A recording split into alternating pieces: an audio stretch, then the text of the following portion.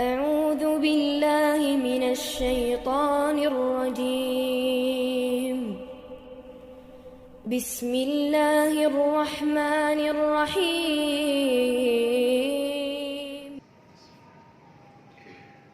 السلام عليكم ورحمة الله وبركاته.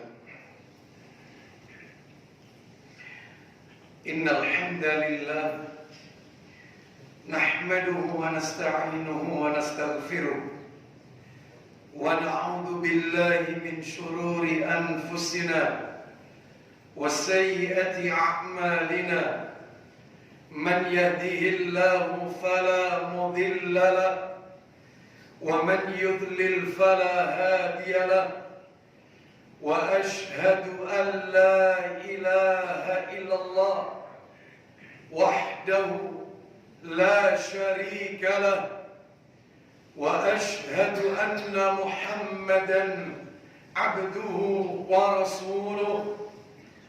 يا أيها الذين آمنوا اتقوا الله حق تقاته ولا تموتن إلا وأنتم مسلمون. أما بعد فإن أصدق الحديث كتاب الله وخير الهدي هدي محمد صلى الله عليه وسلم وشر الأمور محدثاتها وكل محدثة بدعة وكل بدعة ضلالة وكل ضلالة في النار. أمة الإسلام, kaum muslimin rahimani wa rahimakumullah. Tidak ada kata yang patut kita ucapkan di siang hari ini melainkan rasa syukur kita kepada Allah tabaraka wa ta'ala atas segala karunia nikmat yang telah Allah berikan kepada kita. Dan di antara sekian banyak kenikmatan-kenikmatan yang Allah karuniakan kepada kita dan kita rasakan bersama pada siang hari ini adalah nikmat diberikannya kita kemudahan, kesempatan oleh Allah Azza wa Jalla untuk mengoptimalkan ibadah di hari yang dimuliakan oleh Allah Subhanahu wa ta'ala. Hari di mana Nabi Adam alaihissalam diciptakan oleh Allah. Hari di mana Nabi Adam alaihissalam dikeluarkan oleh Allah dari surga. Hari di mana taubatnya Nabi Adam alaihissalam diterima oleh Allah. Hari di mana Allah Subhanahu wa ta'ala mewafatkan Nabi Adam alaihissalam. Hari di mana doa mustajab. Hari di mana kita disunahkan memperbanyak membaca salawat kepada Nabi sallallahu alaihi wasallam. Hari di mana tidak akan pernah terjadi kiamat kecuali pada hari tersebut. Hari di mana yang nama hari tersebut Allah jadikan sebagai salah satu surat dari nama-nama surat dalam Al-Quranul Karim. Hari itu tidak lain adalah Yaumul Jumu'ah, hari Jumat di mana kita sedang berada di dalamnya. Semoga seluruh amalan-amalan ketaatan yang kita lakukan di hari yang dimuliakan Allah ini semuanya diterima dan diridhai oleh Allah Subhanahu wa ta'ala. Ummatul Islam, kaum muslimin rahimani wa rahimakumullah. Pada khutbah Jumat siang hari ini, topik yang akan kami angkat ke permukaan kami beri judul, jangan remehkan dosa dan maksiat. Jangan pernah meremehkan dosa dan maksiat. Ummatul Islam rahimani wa rahimakumullah. Sebuah pertanyaan yang menggelitik dalam hati kita. Pernahkah kita merenung apa yang menyebabkan iblis dikeluarkan oleh Allah dari surga? Pernahkah kita berpikir apa yang menyebabkan kaumnya Nabi Nuh alaihissalam dibenamkan oleh Allah ke dalam banjir yang hebat tersebut hingga setinggi bukit Judi? Pernahkah kita berpikir apa yang menyebabkan kaum Ad, kaumnya Nabi Hud alaihissalam, Allah timpakan mereka angin topan 7 malam 8 hari sehingga mereka mati bergelimpangan. Pernahkah kita merenung apa sebabnya kaumnya Nabi Saleh alaihissalam, yaitu kaum Samud, Allah luluh lantakkan mereka, Allah timpakan azab kepada mereka dengan petir yang menggelegak sehingga mereka mati gosong bergelimpangan.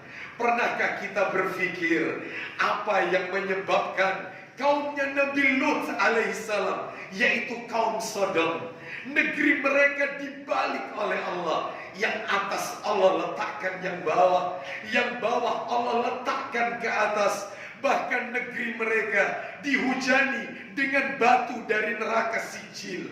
Pernahkah kita berpikir apa sebabnya Fir'aun dan bala tentaranya ditenggelamkan oleh Allah ke dalam lautan?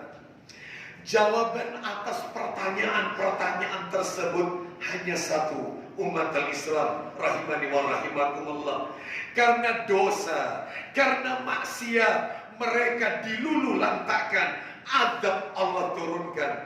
Allah Ta'ala berfirman dalam Al-Quran di surat yang ke-29 Al-Ankabut di ayat yang ke-40. Dalam penggalan ayat Allah berfirman, fakullan akhadna bidambi, yang artinya maka masing-masing itu kami adab, kami siksa karena dosa mereka. Bahkan di dalam surat Al-An'am surat yang ke-6 di ayat yang ke-6 pula Allah Ta'ala berfirman dalam penggalan ayat, fa'ahlaknahum bidunubihim, kami binasakan mereka karena dosa yang mereka lakukan sendiri. Ini menunjukkan kepada kita, jika azab itu datang, maka bukan hanya mereka yang melakukan dosa dan maksiat, kita orang-orang yang tegar di atas Al-Quran dan Sunnah Nabi akan juga ikut terkena dampaknya. Oleh karena itu jangan pernah meremehkan dosa dan maksiat, karena kita tidak memiliki yang namanya al-ismah, yaitu kemaksuman. Kita bukan Nabi dan Rasul. Mereka para Nabi dan Rasul dijaga oleh Allah dari dosa dan maksiat. Kita adalah makhluk pendosa. Allah Rasul katakan dalam hadis riwayat Ibnu Majah, kullu bani Adam khata'un wa khairul khata'ina at-tawwabun. Setiap anak Adam pasti melakukan dosa, maksiat, dan sebaik-baik orang yang melakukan dosa adalah mereka yang bertaubat kepada Allah Azza wa Jalla. Manusia terbaik bukan manusia yang tidak punya dosa, tetapi manusia terbaik adalah mereka yang setelah melakukan dosa, ia sesali apa yang ia lakukan tersebut, dan dia bertaubat serta berjanji untuk tidak mengulanginya kembali.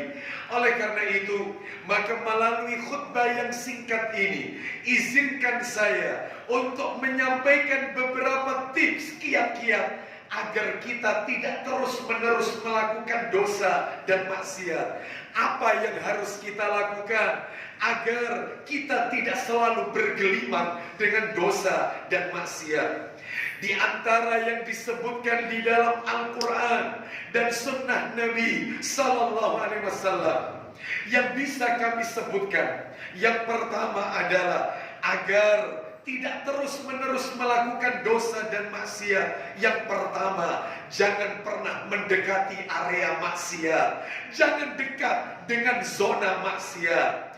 Bukankah kita sudah diingatkan oleh Nabi Sallallahu Alaihi Wasallam dalam hadis beliau, riwayat Bukhari dan Muslim, cerita tentang orang yang membunuh 100 orang. Awalnya dia membunuh 99 orang. Dia bertanya kepada rahib Yahudi, apakah tobatku diterima dengan begitu banyak dosa yang aku lakukan, di mana aku telah menghilangkan 99 nyawa? Maka kata si rahib, dia mengatakan, dosamu terlalu banyak, tidak ada tobatmu untuk diterima. Maka daripada ganjil, dia genapkan, dia bunuh pendeta itu, sehingga genaplah nyawa yang ada di tangan dia, yang dia habisi 100 orang. Lalu dia pergi ke seorang alim. Dia berkata, aku telah membunuh 100 orang, apakah masih ada pintu tobat untukku? Maka kata orang alim tersebut, masih ada, dengan syarat kau harus hijrah. Inilah intinya. Jangan berada di zona maksiat, jangan berada di area maksiat. Kau harus pindah dari negeri di mana kau tinggal. Karena negeri di mana kau tinggal adalah negeri di mana penduduknya banyak melakukan dosa dan maksiat. Kau harus eksodus, harus hijrah ke negeri orang-orang saleh. Singkat cerita, maka belum sampai ke tempat tujuan, orang ini pun dipanggil oleh Allah Azza wa Jalla. Dan singkat akhir cerita, dosanya diampuni dan Allah turunkan rahmat, dan Allah Subhanahu wa Ta'ala menerima taubatnya. Ini kisah singkatnya yang bisa kita ambil pelajaran. Jangan pernah dekat dengan area maksiat. Sebab hijrah itu ada 3. Ada yang namanya hijrah amal, ada yang hijrah namanya hijrah makan, dan ada yang namanya hijrah amil. Hijrah amal berubah dari yang dahulunya melakukan maksiat menjadi orang soleh. Itu hijrah amal. Yang kedua, hijrah makan, berpindah dari tempat zona maksiat menuju ke zona di mana di situ banyak orang-orang soleh di dalamnya. Dan hijrah yang ketiga adalah hijrah amil, hijrah dari orang-orang yang melakukan perbuatan tersebut. Ada seseorang berkata kepada saya, alhamdulillah saya sudah hijrah, saya sudah tinggalkan maksiat. Masa hidup saya ini, awal hidup saya kelam Ustaz, molimo sudah saya jalani semua, dan alhamdulillah Allah berikan saya hidayah. Saya sudah hijrah, saya tinggalkan maksiat. Bahkan tempat di mana saya sering melakukan maksiat, saya tinggalkan. Pertanyaannya tinggal satu, apakah kau sudah tinggalkan teman-temanmu yang masih bergelimang dengan maksiat tersebut? Itu yang susah Ustaz. Maka hijrahmu belum sempurna. Oleh karena itu, maka jangan dekat dengan area maksiat, agar kita tidak terus-menerus bergelimang dosa dan maksiat. Ini yang pertama. Yang kedua, yang tidak kalah pentingnya, agar kita terhindar dari dosa dan perbuatan maksiat mungkar, harus selektif mencari teman. Harus selektif mencari teman. Sebab teman memiliki pengaruh yang kuat. Nabi bersabda dalam riwayat Abu Dawud, ar-rajulu ala dini khalili, falyandur ahadukum man yukhalil. Agama seseorang itu mengikuti agama temannya. Maka lihatlah dengan siapa dia berteman. 14 abad yang silam, Nabi juga sudah mengingatkan kita, la tusahib illa mu'minan wa la yakul ta'amaka illa taqi. Janganlah berteman kecuali dengan orang beriman, dan janganlah makananmu dimakan kecuali yang memakannya adalah orang-orang yang bertakwa kepada Allah. Bertemanlah dengan orang saleh. Di dalam Al-Quran Allah sebut anjing 4 kali. Bahkan di dalam Al-Quran Allah sebut babi 4 kali. Allah juga menyebut anjing di dalam Al-Quran. Namun bedanya adalah ketika Allah menyebut babi, selalu ujung-ujungnya haram, haram, haram, dan haram. Tetapi ketika Allah menyebut anjing, binatang najis yang apabila terkena kepada kita, najisnya najis mughaladah, najis besar. Binatang yang apabila masuk ke rumah kita, malaikat rahmat tidak akan mau masuk ke rumah kita. Najis, tapi namanya terangkat anjing dalam Al-Quran. Kenapa? Karena dia menyertai Ashabul Kahfi. Bukankah di surat Al-Kahfi Allah sebut anjing? Di depan gua, dari pemuda yang tidur 309 tahun tersebut, ada anjing yang menyertainya. Anjing yang gak punya akal, namanya terangkat, kumpul sama wong soleh. Apalagi kita yang diberi akal, selektif mencari teman. Jadikan pelajaran paman Nabi Sallallahu Alaihi Wasallam, yaitu Abu Talib. Gara-gara dia tidak selektif mencari teman, maka nasibnya yaitu bukan mendapatkan rahmat hidayah dari Allah Azza wa Jalla. Disebutkan di dalam hadis riwayat Muslim, hadis yang ke-24 dalam Sahih Muslim, bahwa ketika Abu Talib nazak sakaratul maut, maka Nabi pun menjenguk pamannya Abu Talib. Lalu kemudian Nabi masuk ke rumah Abu Talib, dan ternyata di tempat Abu Talib sudah didapati dua orang gembong kafir Quraisy. Yang pertama adalah Abu Jahal, yang kedua Abdullah bin Abi Umayyah al-Mughirah. Maka Nabi membisikkan ke telinga Abu Talib, yaitu satu kalimat tauhid, ya ammi, qul la ilaha illallah kalimatan asyhadu laka biha indallah. Wahai paman, ucapkan la ilaha illallah, satu kalimat yang aku akan menjadi saksi bagi paman nanti di hari kiamat. Maka Abu Jahal tidak mau ketinggalan. Dia membisikkan ke telinga Abu Talib dengan kata-kata, ya Aba Talib, atarghabu an millati Abdul Muttalib. Wahai Abu Talib, bencikah Anda dengan agama ayah Anda, yaitu Abdul Muttalib, kakek Nabi? Memang apa ajarannya yang mereka yakini? Paganisme, menyembah berhala. Maka singkat cerita, hingga akhirnya Abu Talib berkata kepada keponakannya, yaitu Nabi kita, Nabi mulia Muhammad Sallallahu Alaihi Wasallam. Abu Talib berkata kepada Nabi Sallallahu Alaihi Wasallam, laula antu ayyirani Quraisyun yaquluna innama hamalahu ala dhalikal jaza. Kata Abu Talib kepada Nabi Sallallahu Alaihi Wasallam, andaikan kalimat yang kau ajarkan itu, masyarakat Quraisy tidak mencelaku, sehingga dia takut dihina, diolok-olok oleh masyarakat Quraisy. Maka Abu Talib mengatakan, la aqrartu biha ainaka, maka aku akan katakan apa yang kau ajarkan itu kepadamu di hadapanmu. Maka ujung cerita, Abu Talib tidak membaca kalimat tauhid. Dia lebih memilih ajakan temannya. Inilah faktor yang menyebabkan orang tidak mendapatkan hidayah. Salah satunya adalah tidak selektif mencari teman. Apa masih kurang contohnya selain Abu Talib? Mungkin saya bisa berikan contoh yang terakhir. Pentingnya mencari teman, selektif mencari teman, yaitu disebutkan dalam sebuah kisah. Di negeri kita ada seorang tokoh yang setiap tahun, apalagi di bulan ini September, kita pasti mengenang peristiwa besar G30 SPKI. Ketika mendengar kalimat itu, maka muncul di benak kita satu nama, gembong PKI, Aidit. Siapakah Aidit? Namanya adalah Ahmad Aidit. Lahir di Belitung, anak seorang kiai, pendiri sekolah Muhammadiyah. Aidit lulusan Ponpes, pondok pesantren. Bahkan dia suaranya bagus, sering diminta untuk menjadi muadzin, imam, serta qori.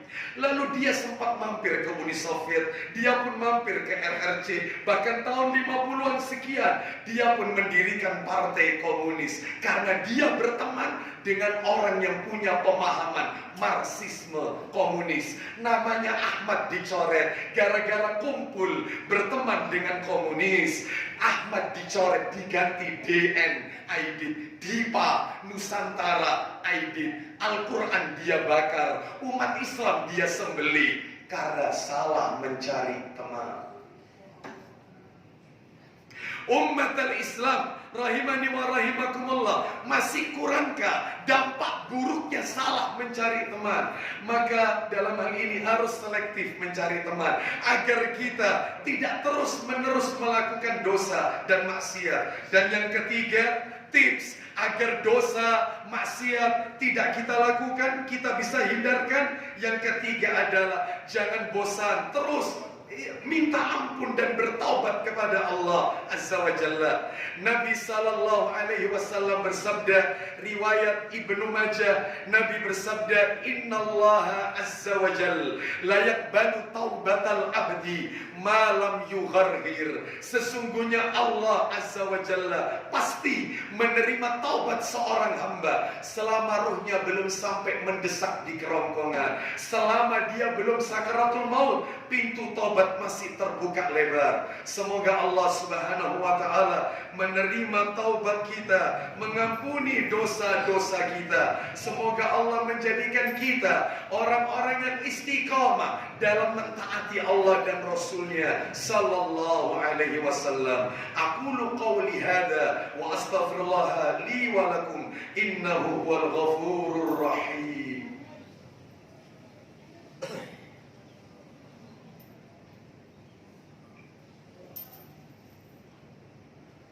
Alhamdulillah alladzi bi ni'matihi tatimmus salihat wa ashhadu an la ilaha illallah wahdahu la syarika lah wa ashhadu anna Muhammadan abduhu wa rasuluh la nabiyya ba'dah.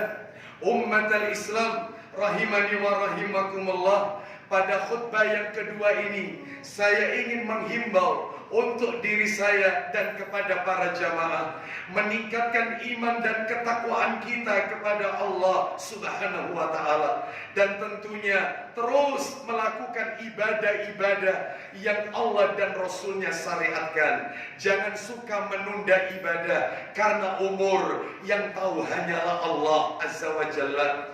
Nabi sallallahu alaihi wasallam bersabda, riwayat At-Tabrani, inna min amaratis sa'ah an yadhar mautul faja'ah. Sesungguhnya di antara tanda-tanda telah dekatnya kiamat apabila sudah banyak orang yang mati mendadak, mati tanpa sebab, mati tanpa didahului sebab. Menurut medis mungkin itu jantung, tetapi menurut Rasul kiamat sudah dekat. Banyaknya kematian mendadak. Oleh karena itu, karena umur yang tahu hanya Allah, maka habiskan sisa umur kita ini untuk di jalan Allah Azza wa Jalla, untuk melaksanakan sunnah-sunnah Nabi, untuk beribadah kepada Allah Azza wa Jalla. Semoga Allah Subhanahu wa ta'ala memberikan kemudahan kepada kita untuk istiqamah beribadah kepada Allah sampai ajal menjemput kita. Wa'bud rabbaka hatta ya'tiyakal yaqin. Sembahlah Allah, yaitu mentauhidkan Allah sampai ajal datang menemui dirimu. Inilah firman Allah di surat Al-Hijr di ayat penutup, ayat 99. Mudah-mudahan segenap ibadah kita semuanya diterima dan diridhai oleh Allah Azza wa Jalla. Dan akhirnya kita berdoa, semoga Allah menerima, mengabulkan doa-doa kita. Allahumma salli ala Muhammad wa ala ali Muhammad kama sallaita ala Ibrahim wa ala ali Ibrahim innaka Hamidum Majid. Allahumma barik ala Muhammad wa ala ali Muhammad kama barakta ala Ibrahim wa ala ali Ibrahim innaka Hamidum Majid. Allahumma ighfir lil muslimina wal muslimat wal mu'minina wal mu'minat al ahya'i minhum wal amwat innaka sami'un qaribun mujibu da'wat.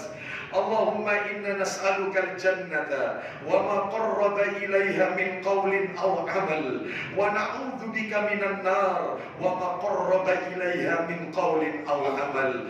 Rabbana atina min ladunka rahmah wa hayyi lana min amrina rashada. Rabbana atina fid dunya hasanah wa fil akhirati hasanah wa qina adzaban nar. Wa sallallahu ala nabiyyina wa ala alihi wa sahbihi wa sallam. Wa akhiru da'wana anil hamdulillahi rabbil alamin wa qumu ila salatikum.